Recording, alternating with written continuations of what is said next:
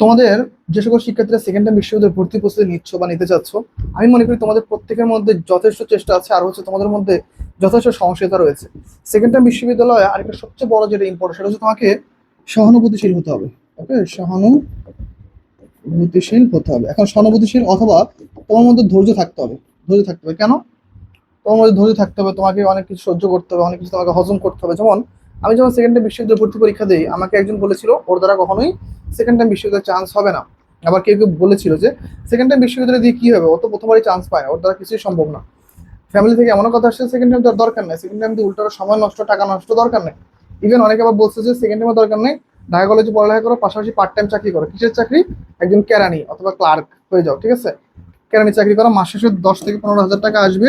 2-3 বছর চাকরি করার পরে বিয়ে শাদী করে ফেলবে, বাস ফ্যামিলি সেটেল, এতে কি লাইফ সেট। কিন্তু আসলে এই প্রত্যেকটা কথা যদি আমি যদি কানে নিতাম, বা প্রত্যেকটা কথাকে যদি আমি যদি আমার ব্রেনে সেভ করতাম যে হ্যাঁ হয়তো তারা ঠিক বলতেছে, তাদের কথাগুলো শোনা দরকার, তারা আমার বয়সে বড়, তাহলে হয়তো বা আমার দ্বারা কখনো সেকেন্ড টাইম বিশ্ববিদ্যালয় দিয়ে জাহাঙ্গীরনগর বিশ্ববিদ্যালয়ে চান্স পাওয়া সম্ভব হতো না। তাহলে অবশ্যই তোমাকে মাথায় রাখতে হবে যে কে কি বলতেছে সেটা কান দেওয়া যাবে না, এক কান দিয়ে নিতে হবে, আর এক কান দিয়ে বের করতে হবে।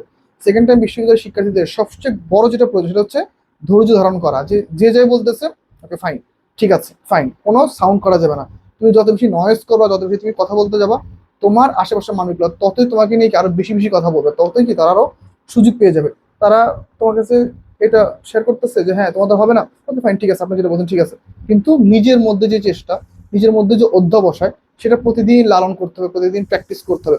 তাহলে ইনশাল্লাহ তোমার দ্বারা একটা বিশ্ববিদ্যালয়ে চান্স পাওয়া সম্ভব, এবং তুমি কি একজন গর্বিত পাবলিকান হতে পারবে। তাহলে আর দেরি না করে তুমি তোমার সেকেন্ডে বিশ্ববিদ্যালয় ভর্তি প্রস্তুতি এখন থেকে শুরু করো। অবশ্যই তোমার দ্বারা একটা পাবলিক বিশ্ববিদ্যালয়ে চান্স পাওয়া সম্ভব।